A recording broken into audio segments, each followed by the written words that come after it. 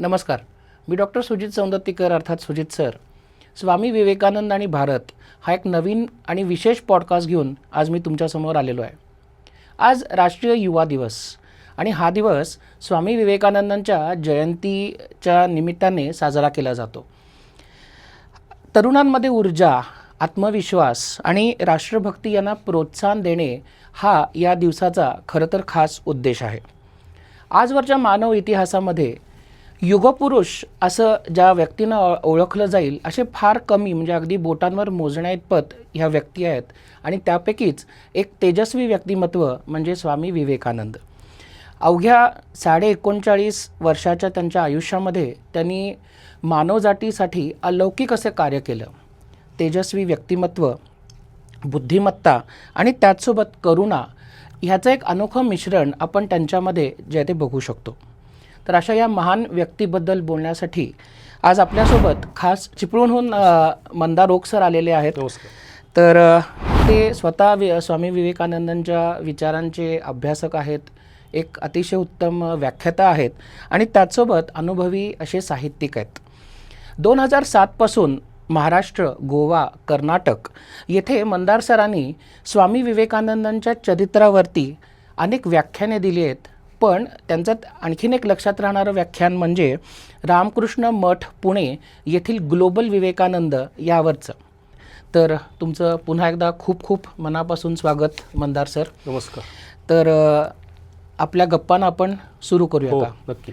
अर्थात आपला आज विषय आहे तो म्हणजे स्वामी विवेकानंद आणि भारत. पण मला एक शंका आहे, कारण आपण मगाशी जेव्हा गप्पा मारत होतो तर त्यात मला एक जाणवलं की तुम्हाला शाळेपासूनच म्हणजे तुम्ही खो खो असेल, कबड्डी असेल किंवा क्रिकेट असेल तर ह्या खेळांमध्ये तुम्ही पारंगत आहात. त्याचसोबत तुम्ही उत्कृष्ट कवी आणि गिर्यारोहक देखील आहात. अनेक विविध विषयांवरती म्हणजे अगदी पु ल देशपांडे असतील किंवा छत्रपती शिवाजी महाराज असतील किंवा अगदी दादा कोंडके देखील असतील. तर अशा या विविध विषयांवरती तुम्ही व्याख्यानं देता. पण मग स्वामी विवेकानंदच का? म्हणजे त्यांच्यातली अशी कुठली गोष्ट आहे की ज्यांनी तुम्हाला आकर्षित केलं किंवा तुम्ही स्वामी विवेकानंदांच्या वरतीच ही व्याख्यानं देण्याचं का निवडलं? खरं म्हणजे लहानपणापासून साहित्याची आवड होती. शिवाजी महाराजांचं चरित्र लहानपणापासून वाचलं होतं. घरामध्ये वाचन संस्कृती होती. घरात अनेक पुस्तकं वगैरे सगळं होतं. नित्यनेमन, लोकप्रभा वगैरे साप्ताहिक सकाळ ते व्हायचं, ते सगळं वाचायचो. आणि हे सगळं वाचत असताना अगदी माझं B.Com होईस्तोपर्यंत या संपूर्ण माझ्या शालेय शिक्षणात आणि महाविद्यालयीन शिक्षणात विवेकानंदांवरती बोलणारा कोणी व्याख्याता किंवा त्याच्यावरची माहिती कधी मला मिळाली नव्हती. अच्छा. आपल्या 2री-3रीच्या धड्यात थोरांची ओळखमध्ये जी काही 4 ओळी विवेकानंदांच्या वरच्या आणि 4 ओळी रामकृष्णांवरच्या असायच्या, त्याच्यातच जी माहिती होती तेवढी आयुष्यभर पुरली होती. आणि बंधू आणि भगिनींनो आणि शिकागो सर्वधर्मपरिषद टाळ्या, ह्याच्या पलीकडे काही जात नव्हतं. आणि योगायोगानं B.Com झाल्यानंतर चिपळूण येथे अविनाश देवनाळकर सर हे योगासनाचे जवळजवळ एक 6 महिन्याचा एक कालखंड असलेला असा तो योगासनाचे क्लास घ्यायचे. अच्छा. त्यांच्याकडे मी योगासनं शिकायला गेलो. त्यात त्यांनी विवेकानंदांना गुरु मानून त्यांनी कार्यक्रमाला आपल्या विवेकानंदांना गुरु मानून त्यांनी सुरुवात केली आणि तिथे विवेकानंद त्यांच्याकडनं हळूहळू समजायला लागले. अच्छा. आणि एवढा मोठा युगपुरुष आपल्याकडे भारतात होऊन गेला. आणि ज्या घरात वाचन संस्कृती आहे त्याच घरात माझ्यासारख्या माणसाला विवेकानंदांच्या बद्दल अधिक काही माहीत नाही. आणि हे लक्षात आल्यावर म्हटलं, अरे हे एवढा मोठा माणूस समाजापर्यंत पोहोचला पाहिजे. बरोबर. आणि ते जेव्हा चरित्र डोळ्यासमोर आलं तेव्हा लक्षात आलं की हा काही 1.5-2 तासाच्या व्याख्यानाचा विषय नाही आहे. हे खूप मोठा महासागर आहे. आणि ते शिकत असतानाच मी सरांना म्हटलं, सर हे लोकांपर्यंत पोचलं पाहिजे हो. बरोबर. किंवा सर म्हटलं पोचवा. तेव्हा त्यांना मी म्हटलं होतं की एक दिवस आपण जसं भागवत सप्ताह करतो, भागवत किंवा आपण ज्ञानेश्वरी सप्ताह करतो, तसं आपण एक दिवस विवेकानंद सप्ताह नक्की करू. आणि 22 वर्षानंतर 2024मध्ये तसा सप्ताह आपण रोज 1.5 तासाची 7 व्याख्यानं विवेकानंदांची आपण चिपळूणला केली. वा, खूप सुंदर, मस्त. तर आता आपण म्हणतो की स्वामी विवेकानंद यांची जी जयंती आहे तर ती आपण आजचा हा खास युवा दिन म्हणून जे ते साजरा करतो. भारतात आपण बघितलं की अनेक थोर संत आहेत किंवा संन्यासी आहेत किंवा विचारवंत देखील आपल्याला खूप म्हणजे त्यांची मोठी परंपरा आपल्याला लाभलेली आहे. पण मग विवेकानंदांचं वेगळेपण असं तुम्हाला म्हणजे काय वाटतं, किंवा एकूणच आता जर का आपण भारताबद्दल बोलायला गेलो तर मग त्यांचं वेगळेपण नक्की काय होतं? खरं म्हणजे संत साहित्याची आणि संतांची परंपरा वेगळं मला काही सांगायला नको, पण आत्तापर्यंत जे आपल्याकडे जे संतांचं कार्य दिसतं ते भक्तियोगानं जाणारं दिसतं आपल्याकडे. आणि हे करत असताना ज्ञानेश्वरांपासून ते अगदी तुकारामांपर्यंत हे होतंच, पण पुढे राष्ट्रधर्माला समोर ठेवून धर्माची आणि राष्ट्रधर्माची सांगड घालणारा हा मला संन्यासी वाटला. अच्छा. कारण विवेकानंद जगभरात गेल्यानंतर प्रत्येक त्यांच्या संदर्भातल्या आलेल्या माणसानं किंवा त्यांचा ज्याचा परिचय होता, अगदी पाश्चिमात्य देशातले लोक असतील, प्रत्येक जण म्हणायचा की हे थोर राष्ट्रभक्त होते. अच्छा. त्यांचं आपल्या देशावर अतिशय प्रेम होतं. आणि एवढं नावलौकिक असताना, उत्तम शिकलेले असताना, म्हणजे बऱ्याचदा असं होतं की संन्यासी म्हटल्यानंतर आयुष्यात काही करायला जमलं नाही म्हणून आता ते संन्यास घेत आहेत. आता चित्र दिसतं बऱ्याच ठिकाणी. काही जमत नाहीये म्हणून संन्यासी आलेत का? तसं नाही. कौटुंबिक जबाबदाऱ्या होत्या, प्रचंड हुशार माणूस, परंपरागत आलेलं उत्तम ज्ञान आणि स्वतःचं व्यक्तिमत्व घडवलेल्या माणसानं आयुष्यारामाचं आयुष्य जगायचं असतं तरी ते जगू शकले असते. कुठलंही क्षेत्र त्यांना वर्ज्य नव्हतं. बरोबर. आणि असं असताना केवळ भारताच्या पुनरुत्थानासाठी स्वामीजींनी जे कार्य केलंय ते अलौकिक आहे आणि ते आतनं हेलावून सोडणार आहे. कारण जसजसं आपण अधिक अधिक आत जाऊ तसं ते अधिक विस्तारत जातं आणि ते तुम्हाला विचार करायला लावतंच. आणि मग निस्वार्थीपणे त्यागानं भारताच्या पुनरुत्थानासाठी त्यांनी जे काम केलंय, अर्थात त्याच्या पाठीमागे रामकृष्णांचे आशीर्वाद होते, त्यांची मांडणी होती. अशा पद्धतीनं मला त्यांचं वेगळेपण जाणवतं आणि त्यांच्याबद्दल बरीच ऑथेंटिक माहिती आपल्याकडे आहे. अच्छा. त्यांची पत्रं आहेत, त्यांची पुस्तकं आहे, म्हणजे असं वेग काही नाही आहे. त्यांच्यावरती इतरांनी लिहिलेलं सगळं आपल्याकडे साहित्य आहे, त्यामुळं ते ऑथेंटिक आहे, तुमच्या विचारांना चालना देणार आहे. बरोबर. आणि तो अभ्यास करताना एक वेगळा आनंद मिळतो. अच्छा. म्हणजे मग ते रामकृष्ण परमहंस आणि विवेकानंद यांची गुरु शिष्याची जी जोडी आहे ती अगदी आदर्शपैकी आपण एक जी आहे ती नेहमीच मानतो. तर सर हा म्हणजे एक संन्यास आणि त्या संदर्भात प्रश्न होता. तर माझा पुढचा प्रश्न असा आहे की कारण आपण बऱ्याचदा पाठ्यपुस्तकातून नरेंद्र म्हणजे स्वामी विवेकानंदांच्या आधीसुद्धा नरेंद्र म्हणून ते आपल्याला बऱ्याचशा कथांमधून भेटलेले आहेत. मग ते मूर्ती एका मुलीला वाचवणं असेल, पण मूर्ती हातातून पडली म्हणून तो एक जो प्रसंग होता, किंवा अशा अनेक म्हणजे तुम्ही म्हटलात की ते अगदी खूप सधन कुटुंबामध्ये जन्मले होते, पण तरीसुद्धा त्यांनी अगदी साधं जगणं जे आहे ते त्यांनी पसंत केलं. तर आम्हाला जर सगळ्यांनाच तुम्ही सांगू शकाल का की स्वामी विवेकानंदांची नक्की पार्श्वभूमी काय आणि ते संन्यासी कसे बनले? विवेकानंदांचा जन्म कलकत्त्यातला आहे 12 जानेवारी 1863चा आणि एका सधन कुटुंबात, म्हणजे हे दत्त घराणं जे होतं ते जागीरदार जमीनदारांचं घराणं. अच्छा. आणि ती पिढीजात ती जमीनदारी होती. तुमच्या आमच्या सारख्या सर्वसामान्य माणसाचा महिन्याचा जो खर्च असायचा तो 30 रुपयात भागायचा कुटुंबाचा. त्यावेळेला विवेकानंदांच्या आईचा महिन्याचा खर्च 1000 रुपये होता. इतके ते सधन होते. फक्त ते एकत्र कुटुंब पद्धतीत होते. आणि हे करत असताना विवेकानंदांचे वडील हे स्वतः कलकत्त्यातले नामवंत वकील होते. धर अँड दत्त नावाची त्यांची वकिली फर्म होती. अच्छा. आणि त्याच्यात ते काम करत असताना त्यांची वकिली, त्यांची बुद्धिमत्ता, त्यांची प्रसिद्धी आत्तासारखी दळणवळणाची साधनं नसताना त्यांची हैदराबादच्या निजामापासून ते लाहोरपर्यंत त्यांची वकिली प्रसिद्ध पावलेली होती. आणि वेगळ्या वेगळ्या धर्मांचा अभ्यास त्यांचा होता. कुराण वाचलेलं होतं, बायबलचा प्रभाव त्यांच्यावर होता, पर्शियन त्यांना येत होतं, त्यांना संगीताची आवड होती. आणि हे सगळे जे व्यापकतेचे गुण जे आहेत, विचारांची व्यापकता, मोकळेपणा, हे सगळे विवेकानंदांच्यात दिसतात. आईचे पण गुण दिसतात. त्यांचं आजोळ कलकत्त्यातच होतं. अच्छा. आई भुवनेश्वरी देवी. आणि त्यांचं हे नवसानं झालेलं अपत्य आहे. अच्छा. आणि आपल्याला सगळ्यांना विवेकानंदांचं नाव नरेंद्र माहिती आहे, पण ते वीरेश्वराच्या आशीर्वादानं त्याची उपासना केल्यानं विवेकानंदांचं पाळण्यातलं नाव वीरेश्वर आहे. बरोबर. ओके. मूळ नाव. आणि मग त्याला प्रेमानं ते बिले म्हणून म्हटलं जायचं. जसं बंगालीमध्ये वचा उच्चार ब होतो, तर ते विरेचं बिले असं ते बिले त्यांना टोपण नावानं किंवा प्रेमानं बोलवलं जायचं. अच्छा. ओके. आणि हा अत्यंत कुशाग्र बुद्धिमत्ता लाभलेला, संवेदनशील असं व्यक्तिमत्व लहानपणापासूनच आणि तर्कनिष्ठ होता. अंगात ज्याला आपण एनर्जी म्हणतो ती प्रचंड होती आणि स्वतःच्या बुद्धीला पटेल तेच करणं. म्हणजे एकदा तर घरामध्ये एवढा धुमाकूळ घातलेला होता, तेव्हा आई वैतागून म्हणाली शंकराला, अरे तुला मी म्हटलं होतं शंकरा, तुझ्यासारखा पुत्र माझ्या पोटी जन्माला, हा कुठला राक्षस माझ्या पोटी जन्माला. तर हा जो विरोधाभास दिसतो तो दिसतो. पण त्याही सुद्धा विवेकानंदांच्या विचारांचं वेगळेपण असलेल्या अनेक गोष्टी बालपणी त्यांच्या आपल्याला बघायला मिळतात. आणि आपण ज्या देवाची पूजा करतो, कारण घरामध्ये सगळ्यांचं मोठ्यांचं अनुकरण लहान पोरं करत असतात, बरोबर. ज्या देवाची आपण पूजा करतो तो देव प्रत्यक्षात आहे का, याच्यासाठी त्यांनी लहानपणापासूनच प्रयत्न केला. बरोबर. एकदा कीर्तनात सांगितलं कीर्तनकार बुवांनी की मारुतीला जर भेटायचं असेल तर तो केळीच्या पानात राहतो, कारण त्याला केळीचं आवडतं. अच्छा. घरात कोणालाही न सांगता कलकत्त्याच्या बाहेर 3-4 किलोमीटरवर दिवसभर केळीच्या पानात राहिले आणि घरात येऊन नंतर सांगितलं आईला, आई ते कीर्तनकार बुवा खोटारडे आहेत. दिवसभर थांबलो, मारुती काय दिसले नाही. हा जो शोध होता तो शेवटपर्यंत चालू होता. बरोबर. आणि प्रत्यक्ष देव पाहिला आहे का, हा, याचं उत्तर त्यांना मिळालं रामकृष्णांकडनं. अच्छा. रामकृष्ण आणि विवेकानंद ही गुरुशिष्य नात्याची जडणघडण आपण जे म्हणतो, हा माझा त्या व्याख्यानमालेत 1.5 तासाचा एक स्वतंत्र विषय होता. आणि तो खूप उद्बोधक आहे. आणि म्हणून हे जे गुरुशिष्य नातं आहे हे तथाकथित किंवा आपण जे दुसरीकडे गुरुशिष्य नातं बघायला मिळतं त्याला छेद देणार आहे.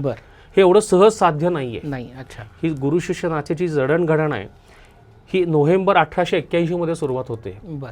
आणि ती संपते रामकृष्णांच्या देह ठेवल्यानंतर, त्यांनी महासमाधी घेतल्यानंतर 15 ऑगस्टच्या रात्री 16 ऑगस्टच्या पहाटे म्हणजे उत्तर रात्री आपण म्हणू. अच्छा. रात्री 1 वाजता 15 ऑगस्टच्या रात्री म्हणजे 16 ऑगस्ट तारीख पकडायला लागते. बरोबर. 1886 या दिवशी रामकृष्णांनी देह ठेवला. ही जवळजवळ 4.5-5 वर्षाची जडणघडण. याच्यामध्ये अनेक एवढे किस्से आहेत. हा एक स्वतंत्र एक व्याख्यानाचा विषय होऊ शकतो. तरी एखादा म्हणजे लक्षात राहण्यासारखा किंवा तुम्हाला सगळ्यात महत्त्वाचं म्हणजे विवेकानंद ब्राह्मो समाजात जात होते. मुळातच लहानपणापासून अत्यंत तर्कनिष्ठ असताना ब्राह्मो समाजात मूर्तीपूजा करायची नाही असं सांगितलेलं होतं आणि तिथे तुम्हाला लिहून द्यायला लागायचं. तर त्या मूर्तीपूजा करायची नसल्यानं आणि पाश्चिमात्य साहित्याचा, पाश्चिमात्य संस्काराचा, पाश्चिमात्य तत्वज्ञानाचा इतका पगडा व्हायला लागला आणि नरेंद्र अधिक तत्वनिष्ठ व्हायला लागला, तर्कनिष्ठ व्हायला लागला. अच्छा. फक्त रामकृष्णांच्या बद्दल त्यांना पहिल्यांदी त्यांचं वेगळेपण जाणवलं होतं. त्यांच्या वर्गामध्ये त्यांचे जे प्रिन्सिपल होते विल्यम हेस्टी, जे जर्मनीतनं आले होते, त्यांनी रामकृष्णांचं वेगळेपण त्यांच्या क्लासमध्ये वर्गामध्ये शिकवताना उद्घृत केलेलं होतं. अच्छा. की मनाची एक शीतलता, त्याच्यातलं प्रेम, एक विशुद्ध भाव, हे जर तुम्हाला कुठं बघायला मिळायचं असतील तर असा माणूस आत्ता आपल्याला कलकत्त्यात किंवा आता बघायला मिळणार नाही. तेव्हा त्यांनी म्हटलेलं आहे. आणि असा माणूस जर तुम्हाला बघायचा असेल तर दक्षिणेश्वर इथे कालीमातेचे जे पुजारी आहेत रामकृष्ण परमहंस, हे ते वेगळं व्यक्तिमत्व आहे. अच्छा. त्यांची पहिली गाठभेट विवेकानंदांची आणि रामकृष्णांची त्यांच्या शेजारच्या ठिकाणी झाली. ओके. आणि तिथनं त्याचा प्रवास झाला. पण सगळ्यात महत्त्वाचं म्हणजे रामकृष्ण हे कालीमातेला मानत होते आणि संपूर्ण जगाचा व्यवहार ती कालीमाता आहे, ती घडवते संपूर्ण जगाचं चलनवलन. बरोबर. आणि विवेकानंद मूर्तीपूजा मानत नव्हते. आणि हा बराच काळ रामकृष्णांकडे जायला लागून सुद्धा त्यांनी कालीमातेचा स्वीकार केला नव्हता. बरोबर. आणि सगळ्यात महत्त्वाचं म्हणजे अगदी सुरुवातीला रामकृष्णांच्या दुसऱ्या भेटीत जेव्हा पहिल्यांदी दक्षिणेश्वर इथे ते पहिल्यांदा गेलेले, ते पहिली भेट झाली होती कलकत्त्यातच. अच्छा. दक्षिणेश्वर मधल्या पहिल्या भेटीत आणि त्यांच्या दुसऱ्या भेटीत जेव्हा रामकृष्णांनी त्याला सांगितलं, विवेकानंद सांगितलं, अरे नरेंद्र, तुला माहितीये का तू कोण आहेस, तू साक्षात नरऋषीचा अवतार आहेस. हे म्हटल्यानंतर विवेकानंदांच्या मनामध्ये रामकृष्णांच्या बद्दल जी भावना होती ती जर तुम्ही ऐकलीत तर तुम्हाला आश्चर्य वाटेल. विवेकानंदांना वाटलं हा एक ठार वेडा माणूस असला पाहिजे. मी कलकत्त्यातला एक शिक्षक म्हणजे शिक्षण घेत असलेला, माझे आई वडील आहेत, रुटीन आयुष्य जगणारा मी माणूस आहे आणि हे नरऋषीचा अवतार वगैरे काय म्हणतायत, हा भंपकपणा. पण दुसऱ्या भेटीमध्ये जेव्हा काही अलौकिक पारलौकिक ज्याला अनुभूती म्हणतो की रामकृष्णांनी विवेकांच्या शरीराला स्पर्श केल्यानंतर संपूर्ण आजूबाजूचं जग, भिंती, समोरच्या छप्पर, खालची जमीन गरगर फिरायला लागली आणि आपला जीव त्याच्यात आता ओढला जाऊन आपला साक्षात मृत्यू समोर उभा ठाकलाय की काय असं जेव्हा वाटायला लागलं तेव्हा विवेकानंद घाबरले आणि ओरडले, ठाकूर काय करताय, हे थांबवा तुम्ही. असं म्हटल्यानंतर रामकृष्णांनी पुन्हा स्पर्श केला आणि त्या स्पर्शाबरोबर ते सगळं पूर्ववत झालं. आणि हा अनुभव घेऊन जेव्हा विवेकानंद घाबरले तेव्हा विवेकानंद दुसऱ्यांदा वाटलं की हा बहुतेक बंगाली जादूटोणा करणारा कोणतरी मांत्रिक दिसतोय. अरे बापरे, त्याचा अजूनही विश्वास त्यांचा तेव्हा नव्हताच. पहिला बसला म्हणजे पहिल्यांदा हा ठार वेडा माणूस असला पाहिजे. नंतर त्यांना वाटलं हा अनुभव होता का हे माझ्यावर संमोहन झालं होतं, पण संमोहित होणारा मी नाहीये. मग हे नक्की घडलं काय आणि हा माणूस नक्की कोण आहे. दिसायला तो वेडा वाटतोय पण हा माणूस नक्की कोण आहे ह्याचा छडा लावला पाहिजे. आणि तो छडा लावण्याची जी प्रक्रिया आहे ती प्रक्रिया 4-5.5 वर्ष. खूप छान. वेळेच्या बंधनामुळे आपल्याला ते मांडता येत नाहीये, हरकत नाही, पण ते खूप त्याच्यावर आपण एक पुन्हा मे बी अख्खा एक नवीन पॉडकास्ट माझ्या मते आपण नक्कीच करू शकतो. पण असे काही खरंच वेगळे प्रसंग की जे माझ्या मते कुणालाच माहिती नसेल तर खूप छान सर तुम्ही सांगितले. पुढच्या प्रश्नाकडे वळतो की अमेरिकेतील शिकागो इथे धर्म परिषदेतील त्यांचा सहभाग जो आहे तो सगळ्यांना माहिती आहे. पण सर्वधर्म परिषदेत जाण्यापूर्वी त्यांचं भारतातलं कार्य काय होतं, स्वामीजींनी काय काय केलं नक्की भारतामध्ये? बरोबर. सर्वधर्म परिषद हा विवेकानंदांच्या आयुष्यातला नव्हे आपल्या भारताच्या इतिहासातला एक महत्त्वाचा क्षण आपल्याला मानलाच पाहिजे. बरोबर. पण ही सर्वधर्म परिषदेपर्यंत जाण्याची प्रक्रिया ही खूप गुंतागुंतीची आणि योगायोगाची आहे. मुळातच ज्या कार्यासाठी आज आपण इथे ही मुलाखत तुम्ही घेताय, विवेकानंदांचा आज राष्ट्रीय युवा दिन म्हणून आपण त्यांची जयंती साजरी करतोय, हे जे कार्य विवेकानंदांनी केलंय असं कार्य करायची मुळातच विवेकानंदांची मानसिकता नव्हती. अच्छा. त्यांनी रामकृष्णांनी सांगितलं, नरेंद्र तुला माहिती आहे का, तुला समाजाचं पुनरुत्थान करायचंय, भारताचं पुनरुत्थान करायचंय, धर्माचं पुनरुत्थान करायचंय आणि तुला या सगळ्या समाजासाठी कार्य करायचंय. तेव्हा विवेकानंद म्हटले असं कुठलंही कार्य मी करणार नाही. बर, आश्चर्याची गोष्ट आहे ना. हो. तेव्हा रामकृष्णांनी सांगितलं, अरे नरेंद्र तू काय काम करणार नाहीस, तू जर काम केलं नाहीस तर तुझी हाडं काम करतील आणि काली माता काम ते तुझ्याकडनं करून घेईल. अच्छा. म्हणजे मुळातच विवेकानंदांची ही धारणा नव्हती, एकांतात जावं, ध्यानधारणा करावी. आणि त्यांनी असं म्हटलं होतं की मला असा आशीर्वाद द्या की मी 8-10 दिवस मी ती माझी महासमाधीत मी लीन असेल, बरोबर, ब्रह्मलीन असेल, असा मला आशीर्वाद. तेव्हा रामकृष्णांनी म्हटलं, नरेंद्र किती स्वार्थी आहेस तू, जे ज्ञान तुला मिळालंय, आत्मनो मोक्षार्थ जगत हिताय, आत्मनो मोक्षार्थ जगत हितायच, तुला जे ज्ञान मिळालंय त्या ज्ञानाचा उपयोग समाजाच्या पुनरुत्थानासाठी जर केला नाहीस तर ते ज्ञान व्यर्थ आहे, केवळ तू स्वतःच्या उद्धाराचा विचार करतोस. बरोबर.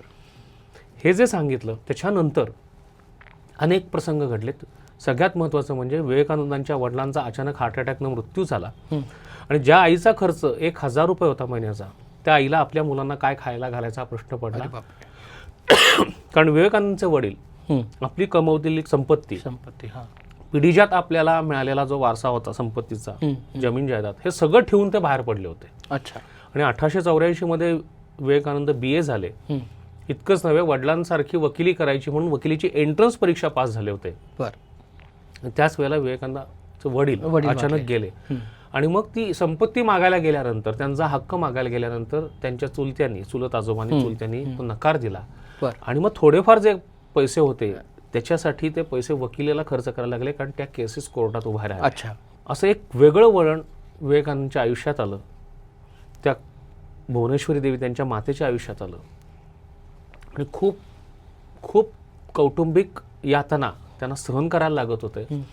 आणि म्हणून विवेकानंदांची एक गोष्ट सांगतो की विवेकानंद घरात आईला सांगायचे, मी आज सकाळी अमुक मित्राकडे जेवायला जाणार आहे, संध्याकाळी दुसऱ्या मित्राकडे जेवायला जाणार आहे.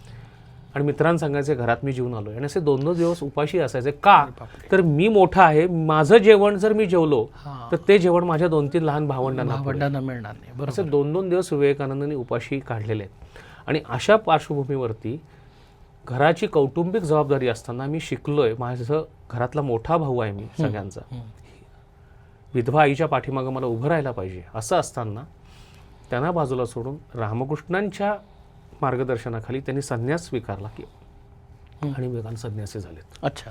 आणि मग ह्या भारताचं पुनरुत्थान करायचं म्हटल्यानंतर ते जे कार्य आहे, तुमचा प्रश्न की विवेकानंद काय केलं, तर विवेकानंद सुरुवातीला एक छोट्याशा 2 त्यांचे ज्या फेऱ्या होत्या त्या जवळच काशीला वगैरे झाल्या, उत्तर प्रदेशमध्ये असे झाल्या. त्याच्यानंतर एक दीर्घ भारत भ्रमणासाठी ते बाहेर पडले. अच्छा. आणि विवेकानंद 1890-91च्या दरम्यान बाहेर पडल्यानंतर विवेकानंद कलकत्ता सोडून वाराणसीला गेले.